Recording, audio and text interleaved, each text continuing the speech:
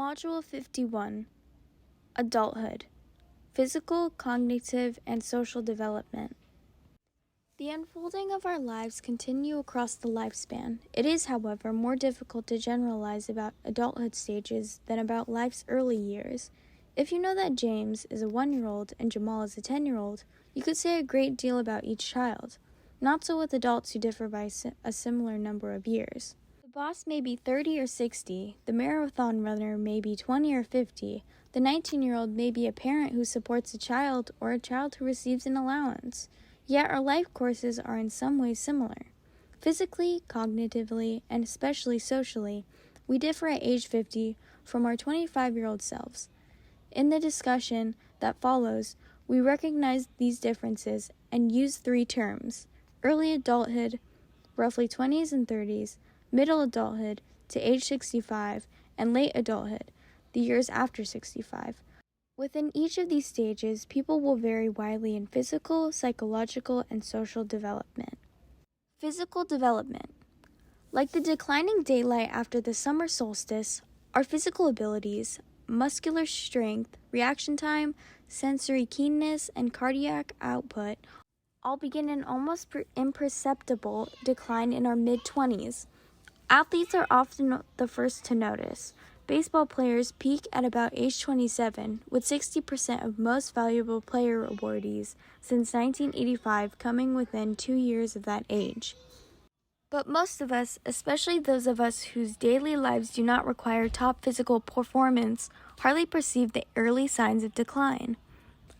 Physical changes in middle adulthood. Athletes over 40 know all too well that physical decline gradually accelerates. As a lifelong basketball player, I find myself increasingly not racing for that loose ball. But even diminished vigor is sufficient for normal activities. Moreover, during early and middle adulthood, physical vigor has less to do with the age than with a person's health and exercise habit. Many physically fit 50-year-olds run 4 miles with ease, while sedentary 25-year-olds find themselves huffing and puffing up 2 flights of stairs. Aging also brings a gradual decline in fertility, especially for women. For a 35 to 39-year-old woman, the chance of getting pregnant after a single act of intercourse is only half that of a woman 19 to 26. Men experience a gradual decline in sperm count, testosterone level, and speed of erection and ejaculation.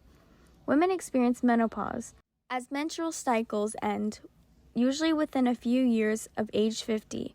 Some may experience distress, as do some men who experience declining virility and physical capacities.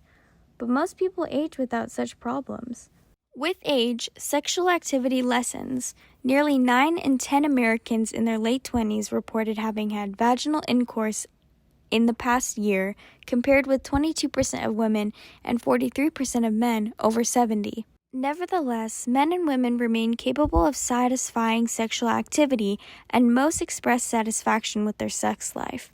This was true of 70% of Canadians surveyed, ages 40 to 60, and 75% of Finns, ages 65 to 74. In one survey, 75% of respondents reported being sexually active into their 80s. And in an American Association of Retired Persons Sexuality survey, it was not until age 75 or older that most women and nearly half of men reported little sexual desire. Given good health and a willing partner, the flames of desire, though simmered down, live on. As Alex Comfort jested, the things that stop you having sex with age are exactly the same as those that stop you riding a bicycle. Bad health, thinking it looks silly, no bicycle. Physical changes in late adulthood. Is old age more to be feared than death? Or is life most delightful when it is on the downward slope? What is it like to grow old? Life expectancy. From 1950 to 2015, life expectancy at birth increased worldwide from 46.5 years to 71 years and to 80 and beyond in 29 countries. What a gift, 2 decades more of life. In China, the United States, the United Kingdom, Canada, and Australia, to name some countries where students read this book, life expectancy has risen to 76, 79, 81, 82, and 82, respectively. This increasing life expectancy, humanity's greatest achievement, say some, combines with decreasing birth rates. Older adults are a growing population segment, creating an increasing demand for hearing aids, retirement villages, and nursing homes. Today, 1 in 10 people worldwide are 60 or older. The United Nations projects that number will triple to nearly 3 in 10 by 21,000, and to nearly 4 in 10 in Europe. Throughout lifespan, males are more prone to dying, although 126 male embryos begin life for every 100 females. The sex ratio is down to 105 males for every 100 females at birth. During the first year, male infants' death rates exceed females by 1/4. Worldwide, women outlive men by 4.7 years. Rather than marrying a man older than themselves, 20-year-old women who want a husband who shares their life expectancy should wait for the 16-year-old boys to mature. By age 100, women outnumber men 5-1. But few of us live to 100. Disease strikes. The body ages. Its cells stop reproducing. It becomes frail and vulnerable to tiny insults. Hot weather, a fall, a mild infection, that at age 20 would have been trivial. Tips of chromosomes, called telomeres, wear down much as the tip of a shoelace frays. This wear is accelerated by smoking, obesity, or stress. Breastfed children have longer telomeres, while those who suffer frequent abuse or bullying exhibit the biological scars of shortened telomeres. As telomeres shorten, aging cells may die without being replaced with perfect genetic replicas. Low stress and good health habits enable longevity, as does a positive spirit. Chronic anger and depression increase our risk of premature death. Researchers have even observed an intriguing death deferral phenomenon. Across one 15-year period, 2,000 to 3,000 more Americans died on the 2 days after Christmas than on Christmas and the 2 days before. The death rate also increases when people reach their birthdays and when they survive until after other milestones, like the first day of the new millennium. Page 516. Sensory abilities, strength, and stamina. Although physical decline begins in early adulthood, we are not usually acutely aware of it until later in life, when the stairs get steeper, the print gets smaller, and other people seem to mumble more. Visual sharpness diminishes, as does distance perception and adaptation to light level changes. Muscle strength, reaction time, and stamina also diminish, as do smell, hearing, and touch. In Wales, teens loitering around a convenience store has been discouraged by a device that emits an aversive high-pitched sound that almost no one over 30 can hear. With age, the eye's pupil shrinks and its lens becomes less transparent, reducing the amount of light reaching the retina. A 65-year-old retina receives only about 1/3 of as much light as its 20-year-old counterpart. Thus, to see as well as a 20-year-old when reading or driving, a 65-year-old needs 3 times as much as light, a reason for buying cars with untinted windshields. Thus explain why older people sometimes ask younger people, "Don't you need better light for reading?" Health. As people age, they care less about what their bodies look like and more about how their bodies function. For those growing older, there is both bad and good news about health. The bad news: the body's disease-fighting immune system weakens, making older adults more susceptible to life-threatening ailments such as cancer and pneumonia. The good news: thanks partly to a lifetime's accumulation of antibodies, people over 65 suffer fewer short-term ailments such as common flu and cold viruses. One study found they were half as likely as 20-year-olds and 1/5 as likely as preschoolers to suffer upper respiratory flu each year. The aging brain. Up to the teen years, we process information with greater and greater speed. But compared with you, older people take a bit more time to react to solve perceptual puzzles, even to remember names. At video games, most 7-year-olds are no match for a 20-year-old. This processing lag can also have deadly consequences.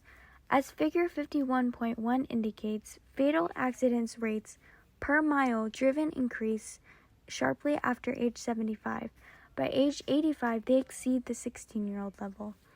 Older drivers appear to focus well on the road ahead, but attend less to other vehicles approaching from the side.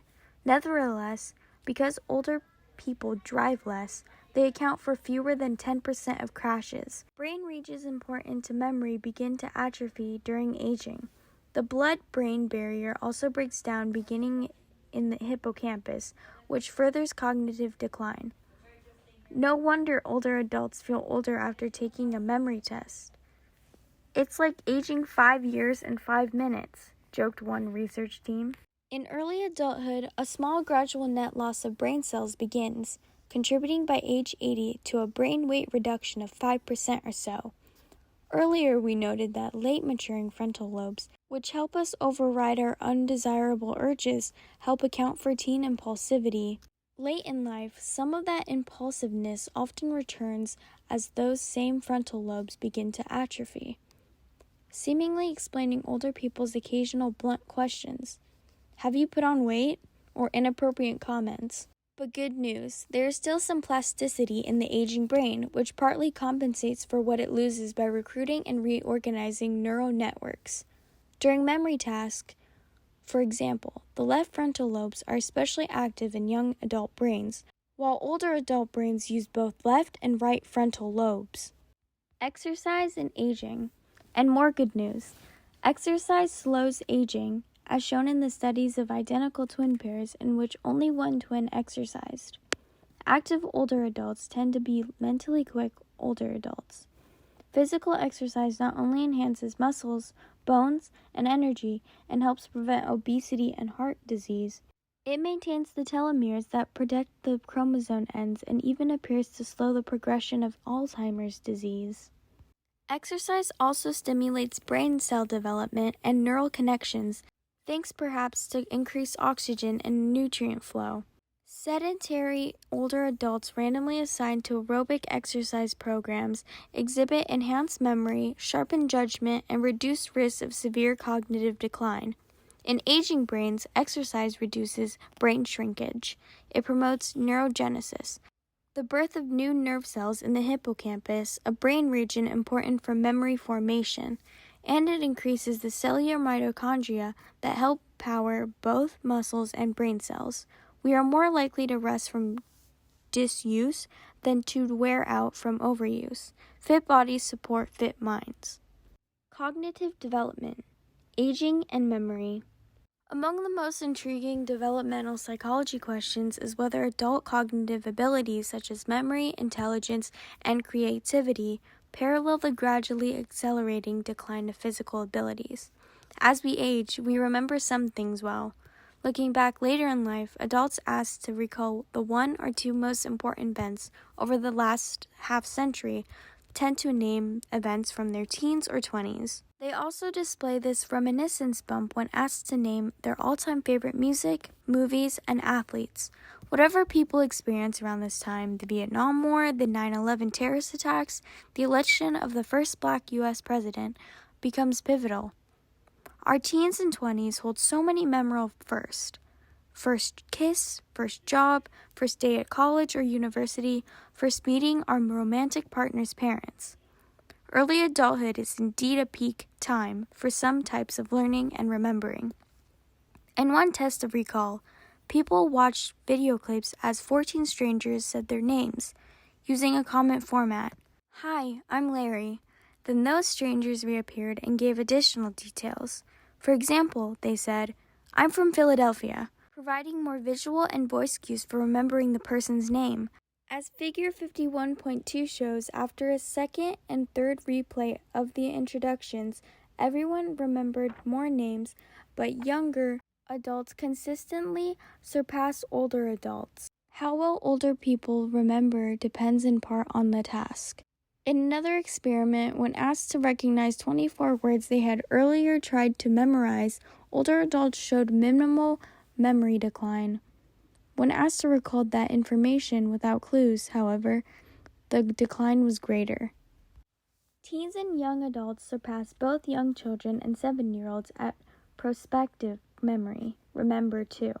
But older people's prospective memory remains strong when events help trigger a memory, as when walking by a convenience store triggers pick up milk, time-based tasks, client meeting at 3 p.m., and especially habitual tasks, take medications at 9 a.m., 2 p.m., and 6 p.m., can be challenging. To minimize such problems, older adults rely more on time management and remember cues such as notes to themselves. This might have helped John Bassinger, who at age 76 memorized all 12 volumes of John Milton's epic poem Paradise Lost and became the subject of a Psychology Journal article. A local paper scheduled an interview with Bassinger, which he forgot to attend. Calling the reporter to apologize, he noted the irony of forgetting his interview about memory. In our capacity to learn and remember, as in other areas of development, we show individual differences. Younger adults vary in their abilities to learn and remember, but 7-year-olds vary much more. Differences between the most and least able 7-year-olds become much greater than between the most and least able 50-year-olds, reported Oxford researcher Patrick Rabbit. Some 7-year-olds perform below nearly all 20-year-olds. Other 7-year-olds match or outdo the average 20-year-old. No matter how quick or slow we are, remembering seems also to depend on the type of information we are trying to retrieve. If the information is meaningless, nonsense syllables, or unimportant events, then the older we are, the more errors we are likely to make. If the information is meaningful, as was Paradise Lost for John Bassinger, older people's rich web of existing knowledge will help them to hold it. But they may take longer than younger adults to produce the words and things they know.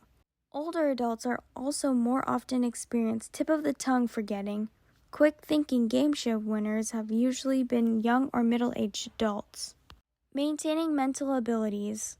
Psychologists who study the aging mind debate whether brain fitness, computer-based training programs can build mental muscles and stave off cognitive decline.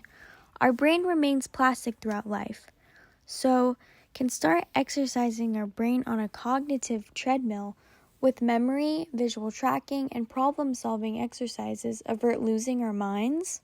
At every point in life, the brain's natural plasticity gives us the ability to improve. Function, said one neuroscientist entrepreneur. One analysis of cognitive training programs showed that they constantly improve scores on tests related to their training. Based on such findings, some computer game makers have been marketed daily brain exercise programs for older adults, but other researchers, after reviewing all the available studies, advise caution. One team of experts reported extensive evidence that brain training interventions improve performance on the trained tasks, less evidence that such interventions improve performance on closely related tasks, and little evidence that training enhances performance on distantly related tasks or that training improves everyday cognitive performance. As researcher Zach Hambrick explains, play a video game and you'll get better at the video game, and maybe at very similar video games, but not at driving a car or filling out your tax return. In 2016, the maker of one prominent brain training program, Lumosity, was fined $2 million for deceiving customers about the program's supposed benefits.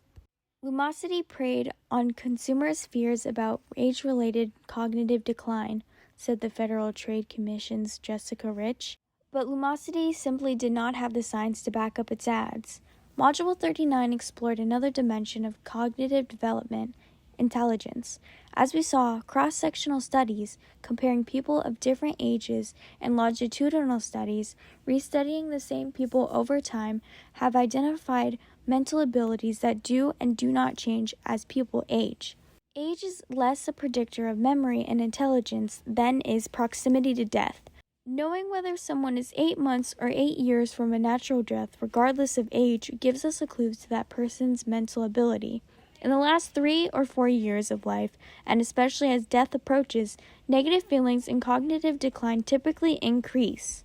Researchers call this near-death drop terminal decline. Our goals also shift. We're driven less to learn and more to connect socially. Neurocognitive disorders and Alzheimer's disease. Most people who live into their 90s do so with clear minds. Some, unfortunately, suffer substantial psychological decline that is not normal aging. Among older adults, hearing loss and its associated social isolation predicts risk of depression and accelerated mental decline.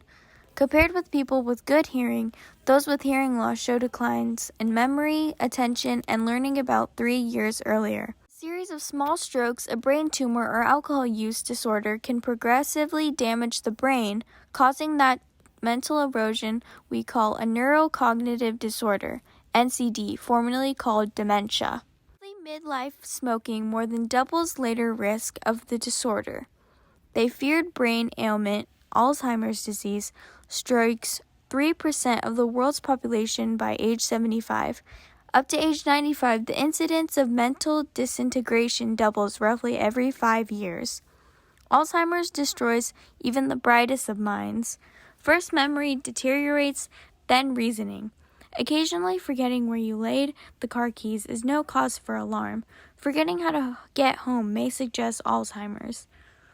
Robert Sayer, 1979, recalls his father shouting at his afflicted mother to think harder, while his mother, confused, embarrassed, on the verge of tears, randomly searched the house for lost objects.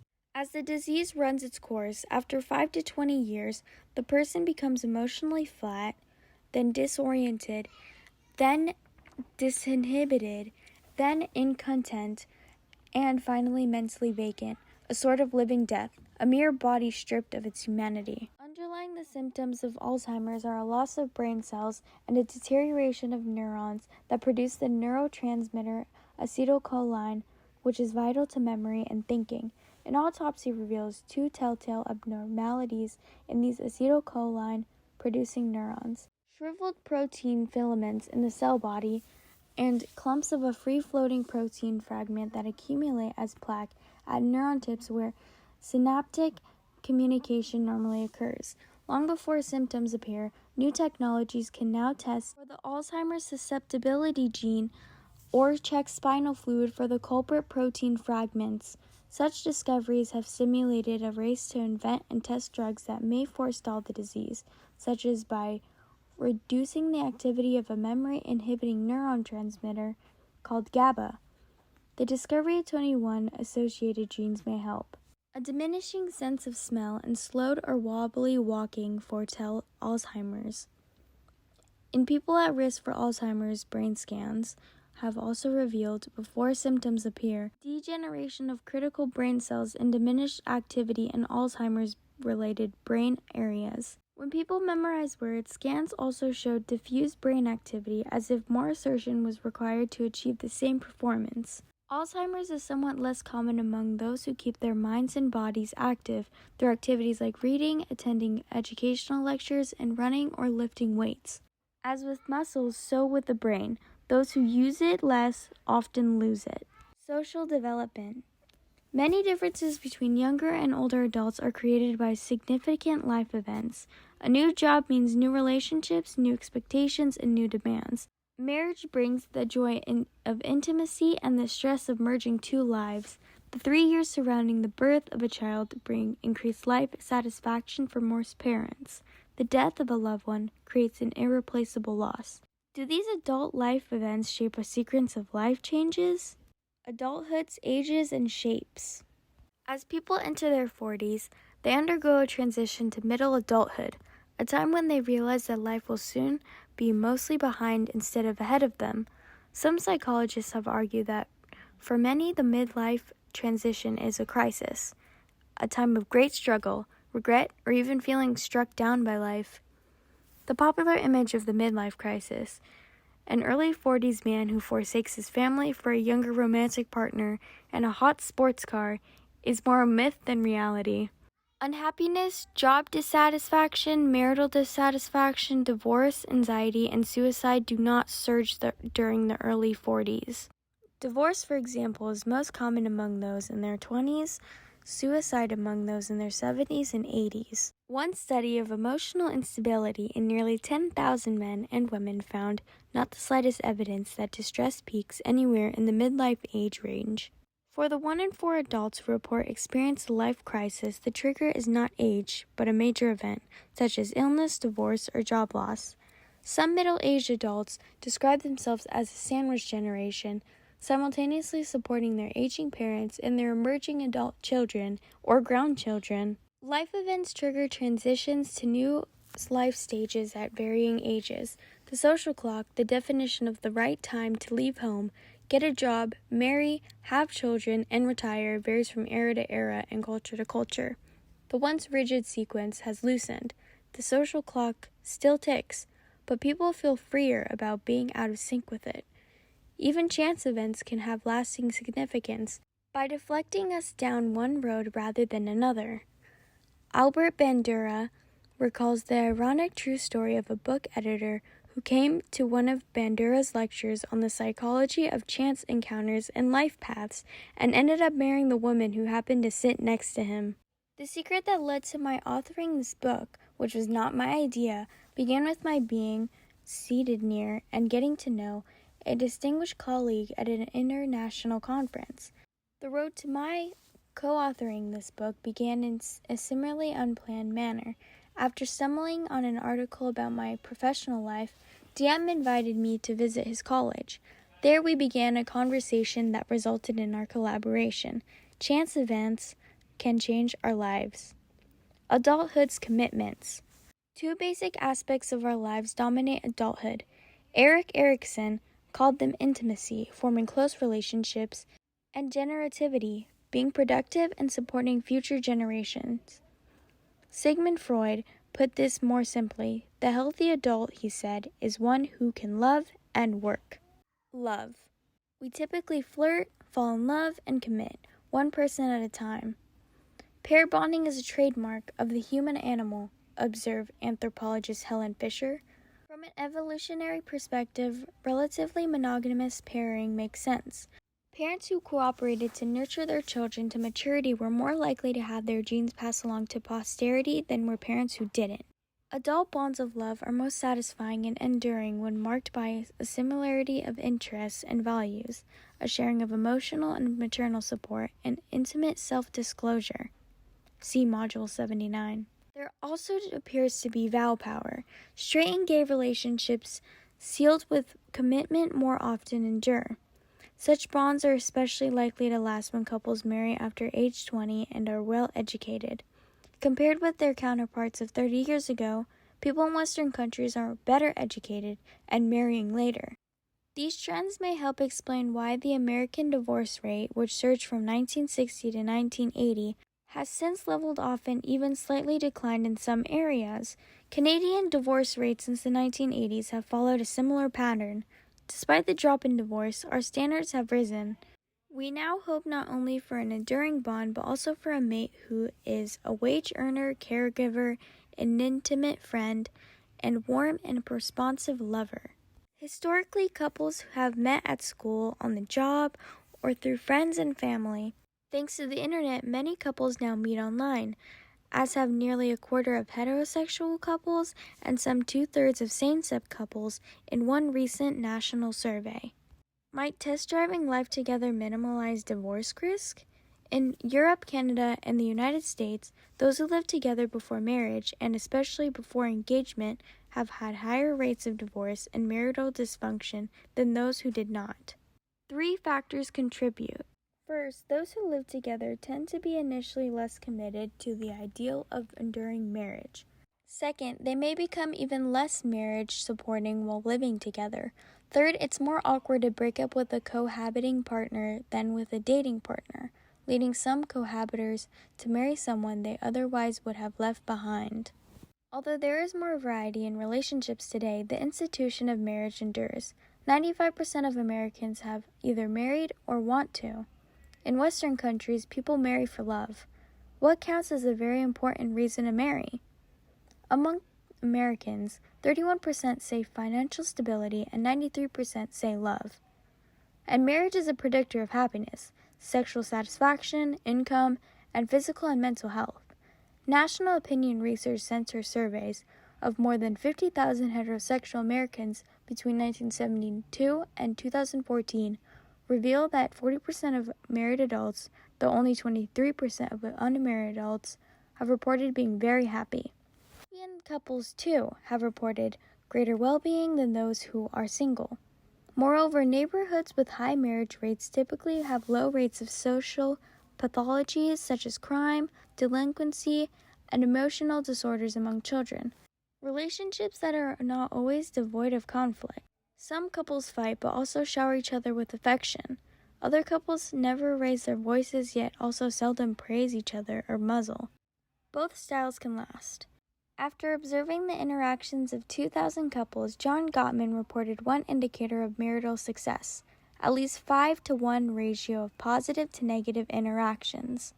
Stable marriages provide 5 times more instances of smiling, touching, complimenting, and laughing than of sarcasm, criticism, and insults. So if you want to predict which couples will stay together, don't pay attention to how passionately they are in love. The pairs who make it are more often those who refrain from putting down their partners.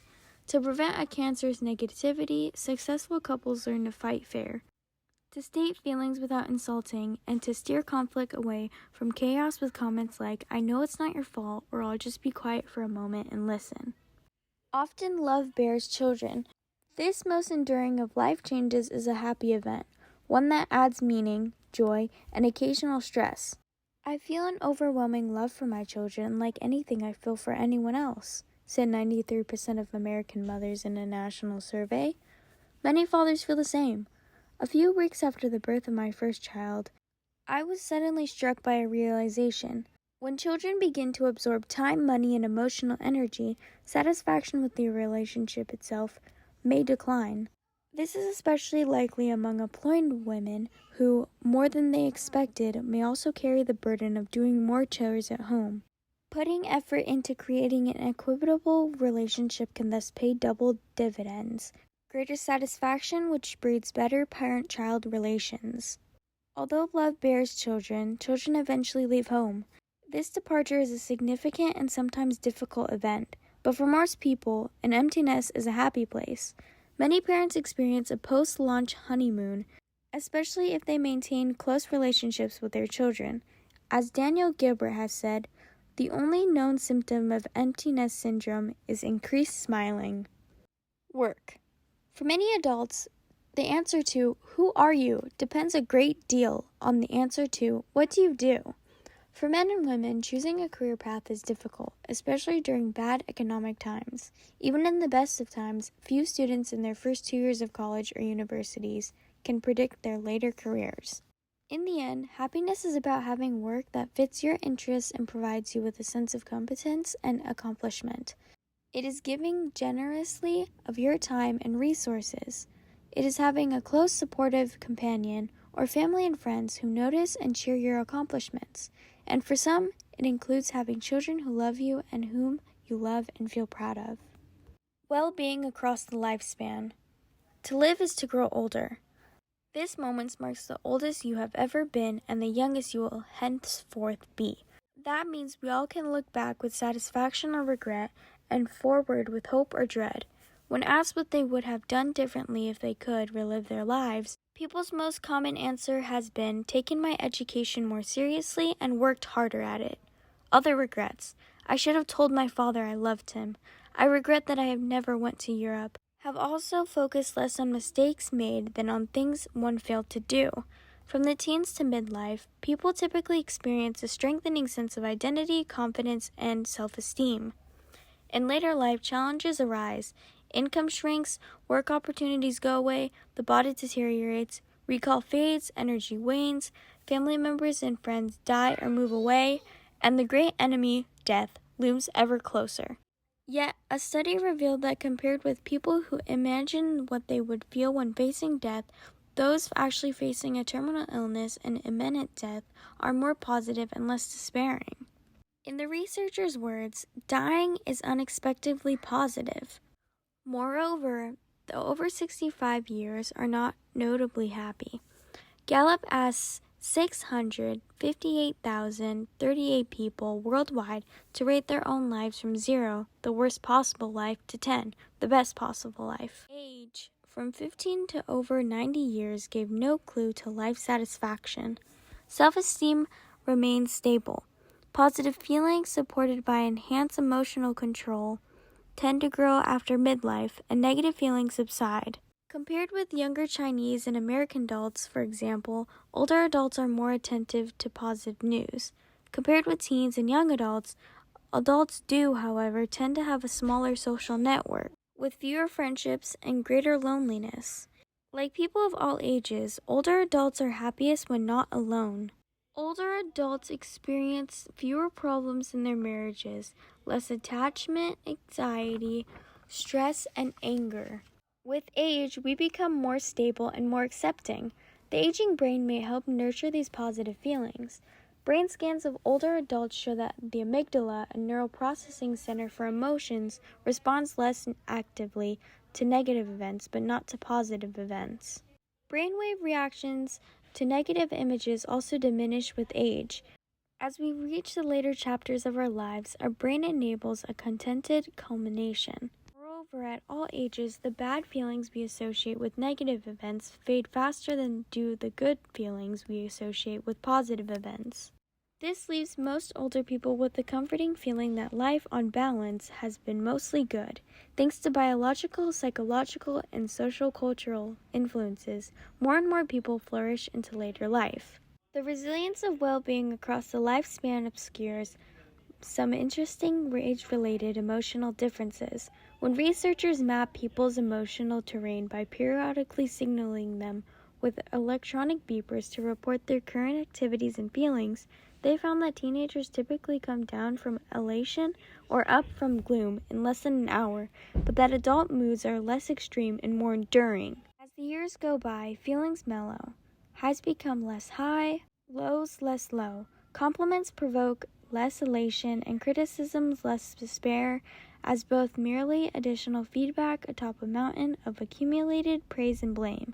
As we age, life therefore becomes less of an emotional roller coaster. Death and dying. Warning: if you begin reading the next paragraph, you will die. But, of course, if you hadn't read this, you would still die in due time. Time is a great teacher, noted the 19th century composer Hector Belois, but unfortunately it kills all its pupils. Death is our inevitable end. We enter the world with a wail and usually leave it in silence. Most of us will also cope with the deaths of relatives and friends. For most people, the most difficult separation they will experience is the death of a partner, a loss suffered by 4 times more women than men. Maintaining everyday engagements and relationships increases resilience in the face of such a loss. But for some, grief is severe, especially when a loved one's death comes suddenly and before its expected time on the social clock. I experienced this firsthand when a tragic accident claimed the life of my 60-year-old mother. Such tragedies may trigger a year or more of memory-laden mourning that eventually subsides to a mild depression. For some, the loss is unbearable. One Danish long-term study of more than 1 million people found that about 17,000 of them had suffered the death of a child under 18. In the 5 years following that death, 3% of them had a first psychiatric hospitalization, a 67% higher rate than among other parents. Reactions to a loved one's death range more widely than most suppose. Some cultures encourage public weeping and wailing, others hide grief. Within any culture, individuals differ. Given similar losses, some people grieve hard and long, others less so. Contrary to popular misconceptions, however, terminally ill and bereaved people do not go through identical predictable signs, such as denial before anger.